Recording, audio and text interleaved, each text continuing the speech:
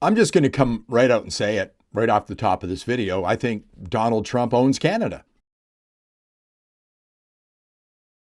Hi, it's John and welcome to the channel. Great to have you along today. It is Sunday, January the 25th, getting going a little later this morning.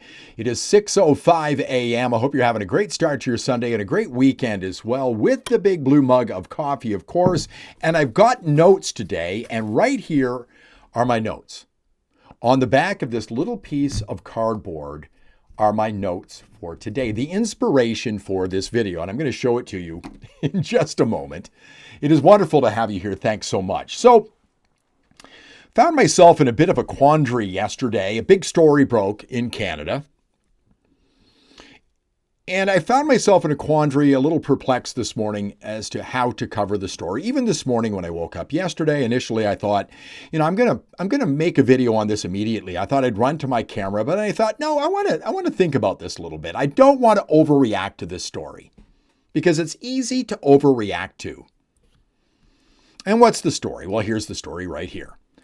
Trump threatens 100% retaliatory tariffs against Canada over China deal. I saw this yesterday and I thought, oh my God, this is apocalyptic. This is absolutely devastating for Canada. If you read the subheadline here, Trump referred to Prime Minister Mark Carney as Governor Carney. And I thought about the old Yogi Berra quote. Remember the quote? It's like deja vu all over again. I mean, it was just a year ago that Trump was calling Trudeau Governor Trudeau. But I thought this was absolutely unbelievable. I got this feeling in the pit of my stomach. You probably did as well. But I thought yesterday, I'm not going to overreact to this. I'm going to think about it overnight. And I woke up this morning again. I still didn't have an idea for this video, but it came to me this morning. I was up making coffee, putting it in my big blue mug. And it came to me. And I had this sentence come in my mind. And I thought, I've got to write that down. And I looked for a pen and I found a Sharpie. And there was a box of cat food right across from my coffee bar. And I scribbled on the cat food box because I didn't want to forget what I was thinking. And this is what I wrote on the cat food box. I scribbled, everything we do is based on what he does. Everything we do is based on what he does. And I'm talking about Canada. Everything Canada does is based on what Donald Trump does. We have no control over our country anymore. None. Donald Trump owns Canada. Everything he does, we have to react to. And that's not really necessary, folks. It's not really necessary. Oh, and tell me I'm wrong. Here's another article from the National Post. Within hours of Donald Trump putting this on Truth Social, the Liberals reacted to it. Oh, and did their people who vote for them react to it? They're losing their minds over this right now. But I didn't want to overreact to it because I don't know that it's as apocalyptic or devastating as I initially thought. And I hope you didn't think it was that either. But the Liberals immediately reacted to this. Because just as they react to everything Donald Trump does. Great article. And by the way, all of these articles in the description below, links. The great article here from Brian Lilly. You should read it. Trump creates chaos with social media posts as Canadians overreact. I'm only going to read a little bit of this to you. Chaos appears to be the name of the game with Donald Trump, and too many Canadians are happy to participate. Despite Trump being on the political stage for a decade now, it seems many of our political class and the punditry haven't learned not to hang on every word the U.S. president says. One more paragraph. Canada's political class appears to take Trump literally and seriously when he posts musings on his Truth Social account. They jump at every comment, every provocation, real or imagined, and then call for showing real resistance to the evil empire that is Trump's America. And this is true. I don't think this is as bad as we initially thought, or even as I initially thought. But I think Donald Trump controls this country and he owns Canada now because everything we do is based on what he does. It's like we haven't got a mind of our own. Despite what Carney said at Davos the other day. I'm going to go to Brian Lilly again because what's going to be the reaction to this 100% tariff thing? Because the left is losing their minds over this. And throw that in with what's going on in Minnesota right now. And oh my God, have they got an election campaign lined up for us, folks? Here's Brian Lilly again. Go to Brian again because he wrote this article. Another day, another threat, more chaos, as he says in his article. Are Trump and Carney working together to ensure a liberal majority if we have a spring election? I don't know if that's the case. And I don't think that's the case. Donald Trump does what he does. He doesn't collude with anybody on this stuff. But are we going to a spring election? I feel that is coming. Here's an article from the other day. I'll show this to you. This is from the Calgary Herald. This is Don Braid. This is from long before this Truth Social post of this 100% tariff. Carney sounds like a leader heading for an election. Would he dare? I believe he will dare.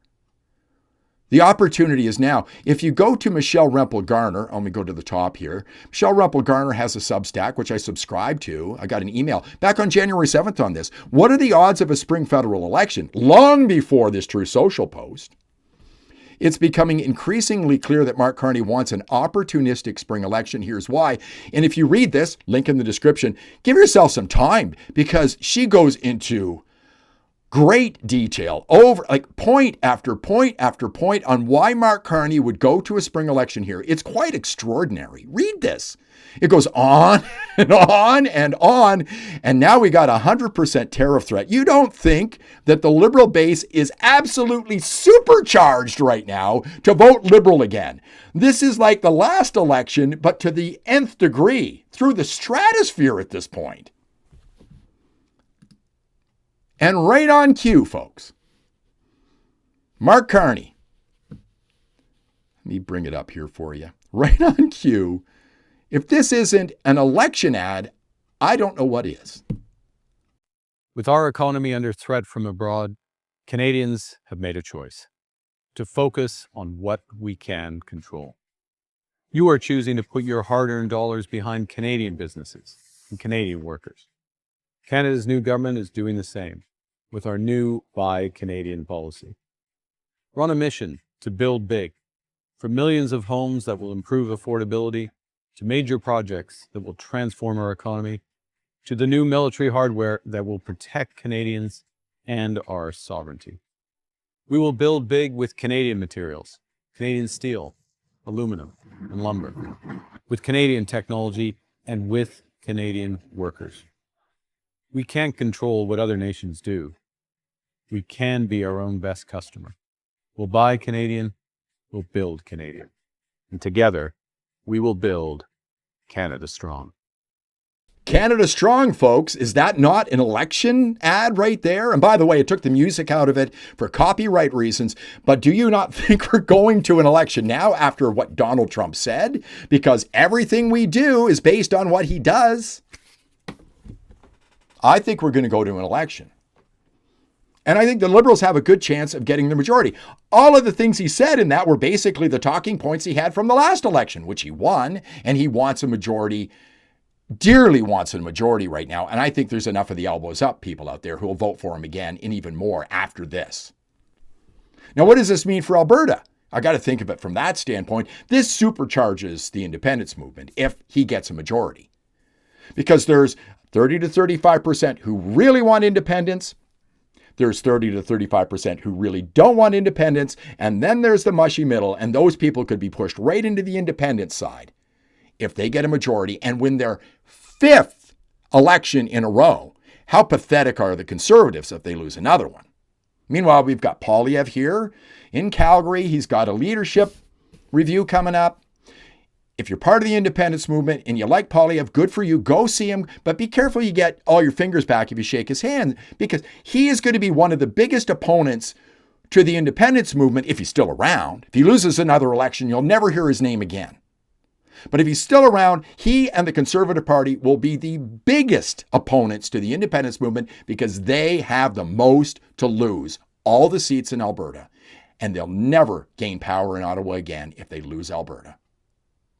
So I think an election is coming. And I think it could come soon because Carney wants his majority. He's very close now, and I think he can win it because everything we do is based on what he does. And Donald Trump now owns Canada. He doesn't own us because we can think straight, but the Liberals and their voters, he owns them. And they're in power right now. What do you think? Let me know in the comments. If you like the video, please give it a thumbs up, subscribe to the channel, ring the bell for notifications. And before I leave, one more thing. I will see you Monday at the Big Four here in Calgary for a massive event for Alberta independence. Sign the petition starting at 11 tomorrow at the Big Four, and you'll hear from all the speakers tomorrow night at 7 o'clock. I want to say hi to Derek. He's going to be emceeing the event from the Unacceptable Fringe. He's going to do an awesome job, and I will see you in the next one.